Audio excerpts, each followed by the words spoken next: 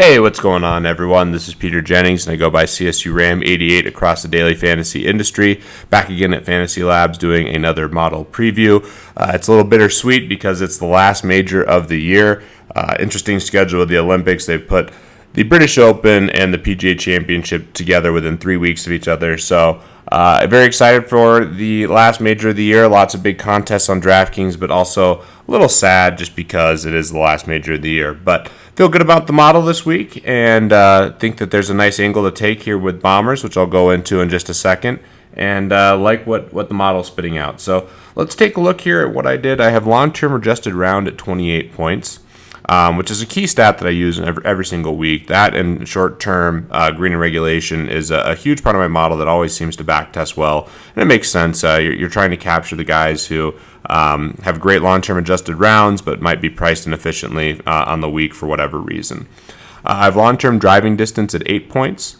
Which I think is a key stat this week. It's a really long course for a par 70. There's only two par 5s on 17 and 18, but the par 4s are extremely long in general, and the par 3s are long as well. So need guys who can hit the ball far and can hit those long irons well, or can hit shorter irons because they're so long, like some of the top guys in the world. Going a little bit farther down, I have long-term scrambling score at 3 points. This is a challenging one for me this week, is scrambling. I've heard that it's relatively important, but I'm still struggling to figure out how much exactly to weight it this week. I've made models without it, and I've made models with it, and I wanted to include it this week in this model just so you guys knew that I was considering it. I'm going to have to do a little bit more research to find out exactly how much I'm going to take that angle into consideration, but definitely an interesting one because I have heard from some people, and from some of the data suggests that scrambling is really important. The 2005 data is the hiccup, saying that there's actually not really any positive weighting for weighting scrambling. So that's the one interesting thing, and one thing that this does show, and that I talk about all the time, is the importance of making multiple models. This one I'm capturing it, and other models I'm not weighting it at all. So scrolling a little bit farther down, we have long-term birdie score at 9 points. That's something I'm always doing now. I'm looking at birdies so much. It's absolutely critical with the way DraftKings has scoring to chase birdies, and I'm putting it in my model every single week, and I'm looking at weighted birdie stats and other things, which I talked about on the podcast. Scrolling a little bit farther down, I have recent green regulation score at 30, which is a little lower than I sometimes have it. It's not as much of an accuracy course. Still obviously really important, and you still want guys who are hitting a lot of greens, which is going to be critical. But it's one of those things where I'm not going to weight it too far down either, even though it's a Bombers course, because I still think it captures the current form that you want. You want the guys who are striking the ball well. There's a lot of variance in noise and putting, and I think this is a great way to capture it. I have recent driving distance at 13, so a little higher than long-term driving distance. I'm just capturing the guys who are hitting the ball well now.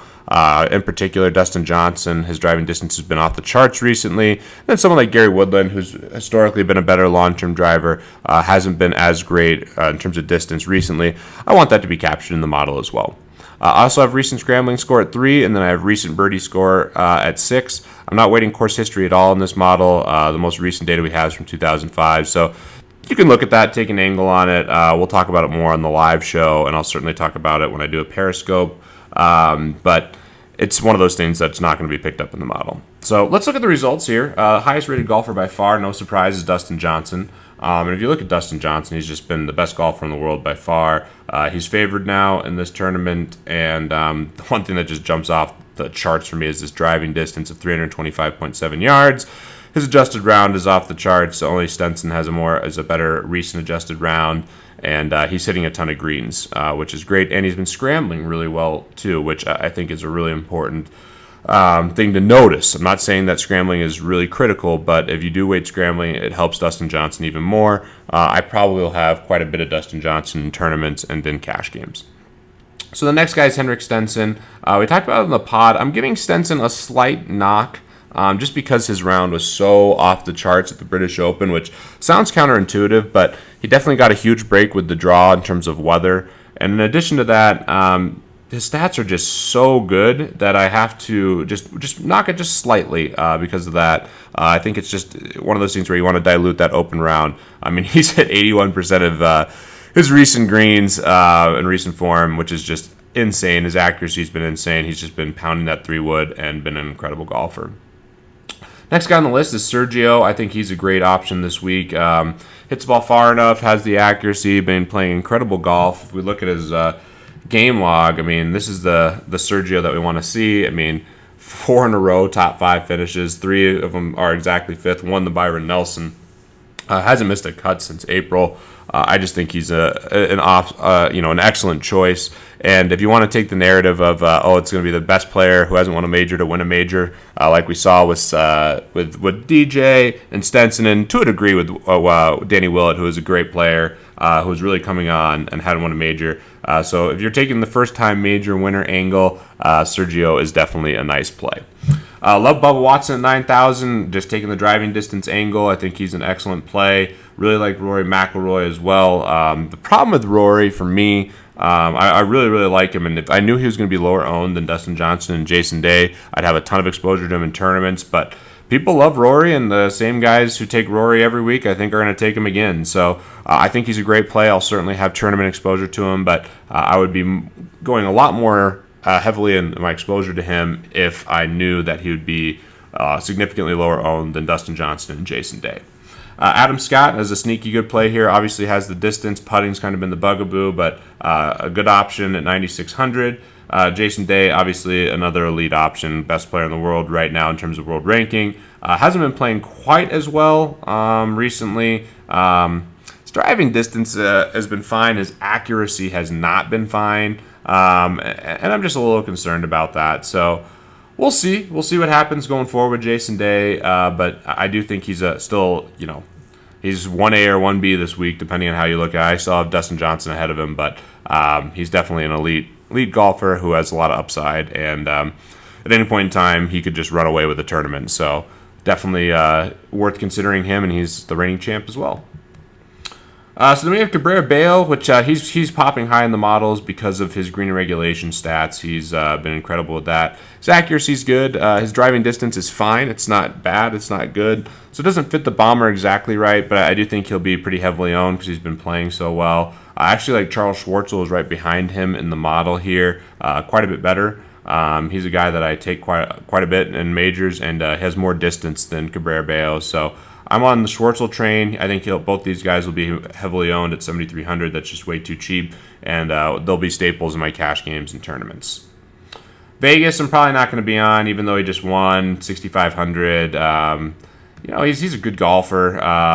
Definitely some talent, and he's trending in the right direction, but still not. I think there's better options than Vegas, honestly. So that's kind of where I'm at with him. We'll see what happens. If I change my mind, I'll certainly let you guys know if I'm going to have some more exposure. But I think there'll be some people jumping on him after the win, and the recency bias at the Canadian Open might play a little bit of a factor here.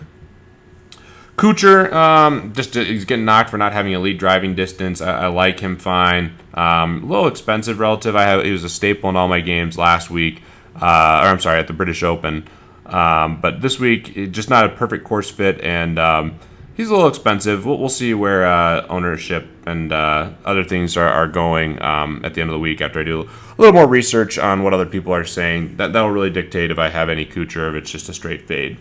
Like Gary Woodland a lot here. Love Ryan Palmer. You can see both these guys are driving distance guys. I'm going to have a lot of exposure. I touched on it, how Woodland just fallen off a little bit in his recent driving distance, which is not a huge red flag, but something I'm paying attention to. Keimer can play well at any time. Sullivan's interesting, but I'm not going to have too much of them. Definitely don't mind Peters as a sneaky GPP play. I don't think his ownership's going to be very high, and he definitely has the driving distance. You know how I feel about Keegan Bradley. I'm off him. Kokrak at 5,900 definitely is an intriguing tournament play. If you look at his game log, he's very boom or bust, and I think he's an intriguing guy. I think that at 5,900, you could definitely argue that he's a player that you could consider has the distance for this course. Griot, just too cheap, even though it's not a perfect course fit. I just am very bullish on Griot long term. I'll have exposure to him. I think he's just way too good. JB Holmes, elite option in my mind. He should be rating a little higher, in my opinion. I'm not sure exactly what's the green regulation score is dropping him down, but I will definitely have a lot of exposure to him. He is Colin's favorite golfer, and even at 7,700, I think he's an elite play. He's a great birdie maker. Obviously has the distance you can see here, and his recent driving distance has been off the charts as well. Ross Fisher, I think people might be on. Finau is another bomber if you want to take that angle. Another really cheap play that I like a lot is Charley Hoffman. Brendan Grace, that's where I'm going to put my shares in the 8K range, I think, instead of Kuchar. I really like Grace this week. Has the distance.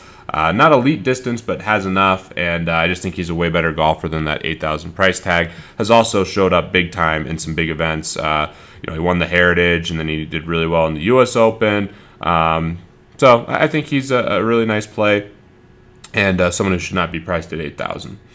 Scrolling a little farther down here, love Brendan Steele. Mickelson I don't mind, but I don't love. I think he's a little expensive, and I think a lot of people are going to be on him after seeing him perform so well at the Open Championship. And in 2005, he did win this event at the same course. So for a lot of game theory reasons, I'm not as high on Mickelson. And you're also buying high on Mickelson instead of buying low. If you look at his salary, this is definitely more expensive than he's been outside, I guess, the Masters, where he was 10-5 for the major. But U.S. Open, he was 9-3. British Open, he was 8-6. Now he's back into the 10K range. So you're buying a little high on him. Brendan Steele is a FantasyLabs favorite. We all like him, has the distance, and just a much better golfer than that 6K price tag. I will have exposure to him. And then Brendan Steele is another, and then below him, Justin Rose is another guy that I was talking about as a nice tournament play. Actually played really well at the British Open. He got the worst end of the draw here and still was able to fight his way and stick around. Obviously, that 77 on Friday really hurt him, but I was very impressed with this round. And if he's healthy, he's a really nice dark horse, in my opinion. Scrolling farther down, a couple of last plays to wrap it up. Love Paul Casey is an intriguing tournament play. His ownership was extremely low in the Open. I expect it to be low again because he's right next to a lot of guys that we think are going to be popular. And then I love Justin Thomas as an elite upside guy. This is someone who makes a ton of birdies, definitely has the distance. Accuracy is more of the issue, which, when you play him, you could see him miss the cut badly, but you could also see a really nice performance. Did well at the Players' Championship and definitely capable of those really low rounds, which is great. He has a lot of upside. And at 7,200, I will be pulling the trigger on him. Just a little farther down, kind of the same some of names. Beef, Patrick Reed, Ricky Fowler, Danny Willett. All intriguing because the pricing's so soft, but probably guys I won't have a ton of. So hope this is really helpful for you guys. Again, I think the most critical thing when building models, making lineups, is making multiple models and then building lineups from there. That's one way I kind of leverage the multi-lineup tool when I build a ton of lineups, is I make multiple models and build a lot of different lineups so I can make my 150 teams for these big tournaments. So really excited for this week. Make sure to check out our live show tomorrow at 9 Eastern. We will also have some additional content. I'll be doing a Periscope, and really hope to see more FantasyLabs subscribers at the top of the leaderboard. Good luck in all your contests going forward, and we'll see you guys on Wednesday night.